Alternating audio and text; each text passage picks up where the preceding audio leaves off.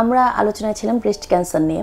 আচ্ছা, এটা যখন একবার সার্জারি করে ফেলা হয় তখন পরবর্তীতে আবার হওয়ার কোনো চান্স থাকে কিনা, বা আমরা ধরেন যে একটা ব্রেস্ট সার্জারি করলাম, পাশের ব্রেস্টে আক্রান্ত হওয়ার কোনো পসিবিলিটি থাকে কিনা, এই ধরনের কোনো ইতিহাস আপনারা পান কিনা? জরুরি প্রশ্ন। অবশ্যই আমরা যে ব্রেস্টটাকে ক্যান্সার চিকিৎসার জন্য চিকিৎসা হয়েছিল, অপারেশন করে ফেলে দিলাম বা ক্যান্সারটা ফেলে দিলাম বা পুরো ব্রেস্টটাই ফেলে দিলাম, অবশ্যই সেখানে আবার ক্যান্সার ফিরে আসার সম্ভাবনা থাকে। এটা কত পার্সেন্ট হতে পারে? এটা আসলে আমরা তো শুধু সার্জারি করি না ক্যান্সারের জন্য, সাধারণত একটা কম্বাইন্ড ট্রিটমেন্ট প্ল্যান থাকে তার। একই রোগী কেমোথেরাপি পাবে, সার্জারি হবে, প্লাস মাইনাস রেডিওথেরাপি তাকে দেওয়া হবে, এবং সেই সাথে তাকে হরমোনাল থেরাপি বলি আমরা। হরমোনের উপরে মানে হরমোন রিসেপ্টর একটা পরীক্ষা বলি আমরা, এটা সব ব্রেস্ট ক্যান্সারে এটা করতে হয়, যে তার ইস্ট্রোজেন রিসেপ্টর, প্রোজেস্টেরন রিসেপ্টর, আর আমরা বলি হচ্ছে HER2 রিসেপ্টর। এই তিনটা পরীক্ষা আমরা করে তারপর ডিসিশন নেই যে এই রোগীর ট্রিটমেন্ট প্ল্যান কি হবে, আগে সে কেমো পাবে নাকি সে আগে অপারেশন হবে, তারপর আমরা সাধারণত রেডিওথেরাপি দেই। এখন যেটা হয় যে কেমোথেরাপি, রেডিওথেরাপি, সার্জারি সব কিছুর পরে রোগীকে আমরা ফলো আপে আসতে বলি, এবং 2 বছর, প্রথম 2 বছর এই ক্যান্সারের ফলো আপ সবচাইতে বেশি করা হয়। কিছুদিন পরপরই আমরা আসতে বলি, 3 মাস পরপর আমাদের কাছে আসবেন এরকম বলে দিই, কারণ এই প্রথম 2 বছর এই ক্যান্সারটা ফিরে আসার সম্ভাবনা সবচেয়ে বেশি। এছাড়া ক্যান্সারটা শরীরের অন্য জায়গায়, পূর্বের স্থানে নাকি পাশের ব্রেস্টে অ্যাটাক করে, এটা পূর্বের স্থানে আসার সম্ভাবনাই সবচেয়ে বেশি। আমরা যেটাকে বলি লোকাল রিকারেন্স। লোকাল মানে ওই জায়গাটুকুতে, রিকারেন্স মানে আবার হবে। তো লোকাল রিকারেন্সের চান্স সবচেয়ে বেশি। অপোজিট ব্রেস্টেও হতে পারে, সেটার চান্সও যেমন আছে, হ্যাঁ, কিন্তু রেশিও কম। কন্ট্রাল্যাটারাল ব্রেস্ট যেটাকে আমরা বলি, অপোজিট ব্রেস্টে এটার চান্স একটু কম। এছাড়া তার বোনস মানে তার হাড্ডিতে গিয়ে ক্যান্সার হতে পারে, বোন মেটাস্টেসিস, এমনকি তার যে বাকি যে অঙ্গ প্রত্যঙ্গগুলো আছে, বাকি যে ভিসেরা, সাধারণত বোনসে বেশি হয়। এছাড়া লিভারে হতে পারে, লিভার মেটাস্টেসিস হয়, কিছু ক্ষেত্রে চামড়ায়ও হয়, স্কিন মেটাস্টেসিসও আমরা পেয়েছি। অ্যাড্রিনাল গ্ল্যান্ড, ওভারি একটা হচ্ছে ইম্পর্টেন্ট জায়গা। যাদের ব্রেস্ট ক্যান্সার থাকে এবং বিশেষ করে যাদের জিন পজিটিভ, আমরা 2টা জিন সবচেয়ে বেশি পাই, BRCA1 আর BRCA2। তো এই রোগীদের ক্ষেত্রে আমরা একটা অসুখ বলি familial breast ovarian syndrome, ovarian cancer syndrome. এই রোগীদের ক্ষেত্রে ব্রেস্ট ক্যান্সার ফ্যামিলিয়ার যেহেতু, হ্যাঁ, এই জন্য ফ্যামিলিয়াল, ইয়েস, ঠিক বলছেন। এই রোগীদের ক্ষেত্রে ব্রেস্টেও যেমন ক্যান্সার হওয়ার সম্ভাবনা থাকে, ওভারিতেও ক্যান্সার হওয়ার সম্ভাবনা থাকে এট এ টাইম।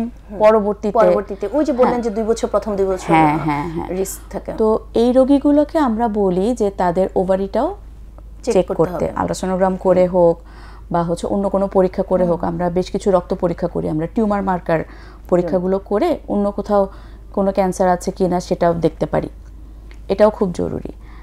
আর যেটা আমরা ফলো আপ শিডিউল দেখা যায় যে প্রথম 2 বছর তো 3 মাস পরপর করি, 3 মাস পরপর রোগী আসবে, এরপরে 3 বছর 6 মাস পরপর রোগী আবার আমাদের কাছে আসবে। তখন কি আবার কিছু ইনভেস্টিগেশনের প্রয়োজন থাকে? হ্যাঁ, কিছু ইনভেস্টিগেশন আমরা করি। আমরা প্রথম কথা হচ্ছে হলো তার এক্সামিনেশন করি, মানে আমরা পরীক্ষা করে দেখি তার আগের যে, হ্যাঁ, তার আগের যে অপারেশন হয়েছে সেটার যে ক্ষতস্থান বা স্কার মার্ক, ওটা আমরা দেখব। তার বগল, 2 পাশের ব্রেস্ট দেখব, বগল দেখব। এছাড়া তার আমরা কিছু রক্ত পরীক্ষা করে দেখব যে তার এখনকার শারীরিক অবস্থা কি আছে, এবং আল্ট্রাসোনোগ্রাম আর mammogram, ultrasonogram of breast, mammogram, এটা করে দেখব যে আর কোনো কোথাও ক্যান্সারের মতো দেখতে কিছু আছে কি না। পরবর্তীতে যদি এই পরীক্ষাগুলোতে কিছু ধরা পড়ে তখন আমরা আরেকটু বড় পরীক্ষায় হয়তো যাব, সিটি স্ক্যান করাতে পারে। অনেকের ক্ষেত্রে এমআরআই দরকার হয়, যে ক্ষেত্রে ব্রেস্ট আমরা রেখে অপারেশন করি সেসব পেশেন্টের আমরা এমআরআই করতে পারি। হ্যাঁ, এমআরআই করাটা বেশি মানে রিলায়েবল। এমআরআই এর যে রিপোর্টটা ভালো। কোনটা আপনারা কোনটা প্রেফার করেন, ব্রেস্টটা রেখে ট্রিটমেন্ট দেওয়া নাকি ফেলে দেওয়াটা উত্তম? আসলে কি গবেষণা ডক্টর হিসেবে কোনটা? অ্যাজ আ ডক্টর হিসেবে আমি আসলে ব্রেস্ট রেখে অপারেশন করাটার পক্ষপাতী। কারণ কি, ব্রেস্ট রেখে অপারেশন করা আর ব্রেস্ট ফেলে দিয়ে অপারেশন করা, দুইটাতেই গবেষণাতে দেখা গেছে যে খুব বেশি পার্থক্য হয় না। রিকারেন্স, ওভারঅল সার্ভাইভাল যেটা আমরা কাউন্ট করি, এই দুটাতে খুব বেশি কম মানে তাহলে তো কম্পারিজন রেখে পাওয়া দেওয়াটাই যায় না। উত্তম। হ্যাঁ, পেশেন্টের কিন্তু- অন্তত সাইকোলজিটা যেন ফিট থাকে, পারিবারিক সামাজিক প্লাস ব্যক্তি জীবনে যেন এটার কোনো প্রভাব না পড়ে। হ্যাঁ, সবার ক্ষেত্রে আমরা এটা করতে পারি না, এটা একটা সমস্যা।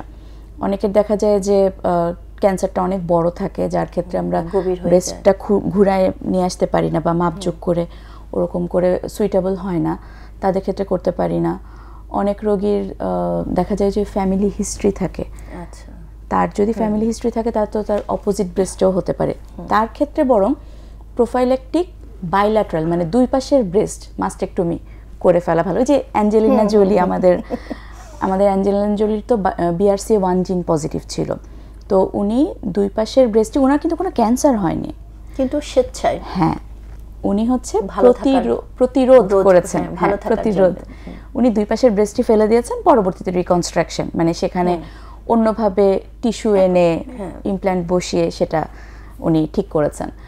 এইটা হচ্ছে যাদের ফ্যামিলি হিস্ট্রি আছে এবং যাদের হচ্ছে আমরা অলরেডি পরীক্ষা নিরীক্ষার মাধ্যমে পেয়েছি যে জিন পজিটিভ, অনেকের ফ্যামিলি হিস্ট্রি ছাড়াও জিন পজিটিভ আসে, থাকতে পারে।